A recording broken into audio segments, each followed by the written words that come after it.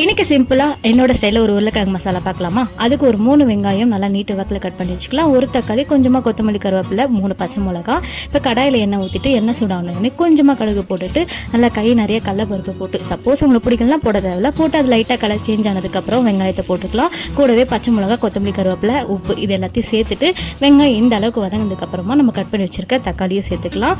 அது லைட்டாக வதங்கினா போதும். எப்படி நம்ம தண்ணி ஊற்றி கொதிக்க வைக்கும்போது நல்லா வதங்கிடும். கூடவே இதுக்கு தேவையான அளவுக்கு மஞ்சள் தூள் ஒரு அரை ஸ்பூன், கூடவே ஒரு ஸ்பூன் போல் மிளகாத்தூள். உங்களுக்கு மிளகாத்தூள் போட்டால் பிடிக்காதுன்னா பச்சை மிளகா எக்ஸ்ட்ரா சேர்த்துக்கோங்க. இது லைட்டாக வதக்கிறதுக்கு அப்புறமா ஒரு 2 சொம்பு தண்ணி ஊற்றி நல்லா கொதிச்சதுக்கு அப்புறமா வேக வச்சு மசிச்சு வச்ச உருளைக்கிழங்கு 4 எடுத்துருக்கேன் நான், அதை சேர்த்துக்கலாம். அது லைட்டாக ஒரு 10 நிமிஷம் கொதிச்சதுக்கு அப்புறம் 2 ஸ்பூன் கடல மாவை நல்லா தண்ணியில் கரைச்சி வச்சிருக்கேன். அதை சேர்த்து ஒரு 5 நிமிஷம் ஹை ஃப்ளேமில் கொதிக்க வச்சதுக்கு அப்புறமா இந்த அளவுக்கு நல்லா திக்காயிடும். இந்த ஸ்டேஜ்லேயே ஆஃப் பண்ணிட்டாலே ஆற நல்லா திக்காயிடும். லாஸ்ட்டாக கொத்தமல்லி போட்டு கார்னிஷிங் பண்ணி பூரியோடு சாப்பிட்டா செம்மையாக இருக்கும். கண்டிப்பாக ட்ரை பண்ணிட்டு எப்படி வந்திருக்குன்னு சொல்லுங்கள். டாடா.